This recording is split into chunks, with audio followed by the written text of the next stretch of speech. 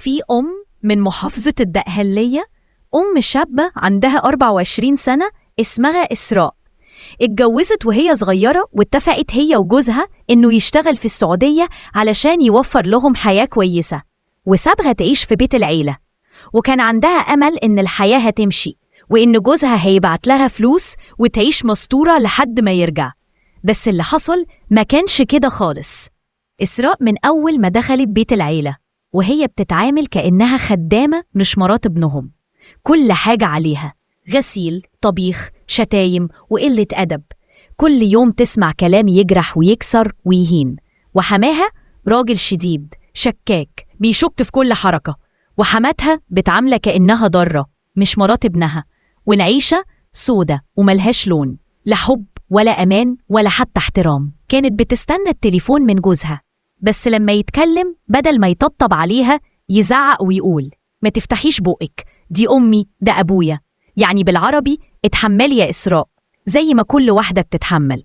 مرت السنين وخلفت ولد اسمه إبراهيم، وكان هو النور الوحيد اللي بيهون عليها اللي بتشوفه. بس للأسف حتى ده ما سابوهوش لها.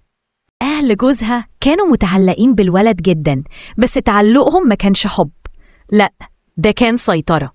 إحنا اللي ربيناه، إحنا اللي لينا الحق فيه. وكانوا دايما يطلبوه يبات عندهم وبعدين يرفضوا يرجعوه. وإسراء اللي بدأت تحس إن الدنيا بتسحبها خافت يختفوا منها ابنها، خافت تبقى في الشارع، خافت من كل حاجة حتى من نفسها. قررت تهرب، تاخد ابنها وتروح عند أهلها، وقالت لنفسها: أنا لازم أبدأ من جديد، كفاية ذل. بس الهم لسه مخلصش.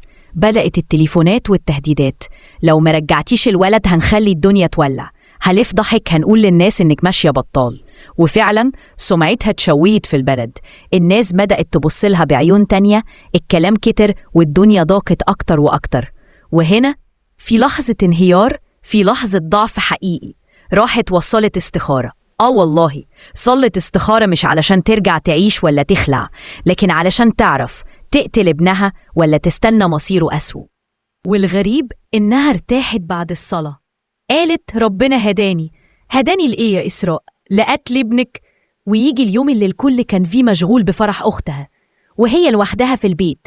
الولد نايم، قلبه أبيض ولسانه بينادي: ماما أنا عايز أشرب. قربت منه وفي لحظة راحت منه روحه، وبعدها قامت تمثل، صرخت، كلمت أبوها. الولد مات فجأة، مش عارفة إيه اللي حصل. جاروا بيه على الدكتور، والدكتور قال ده مات من بدري. الناس كلها اتصدمت، بس عملوا له جنازة ودفنوه، وهي كانت واقفة تبكي، لكن الحقيقة في قلبها كانت بتتقط. التحقيقات كشفت كل حاجة. إسراء اعترفت: أنا اللي قتلته، كنت مضغوطة تعبانة نفسيا، كنت بتعالج ومش شايفة غير الضلمة. المحكمة سمعت شهادات، شافت تقارير. القاضي كان المستشار مجدي القاسم، ورغم كل اللي اتقال في الآخر الكل كان ساكت ومذهول. والمحكمة قررت تأجيل الحكم لجلسة جاية.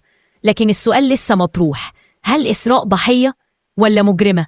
هل اللي عملته كان لحظة جنون ولا قرار شيطاني سبقته نية وصلاة وهدوء أعصاب؟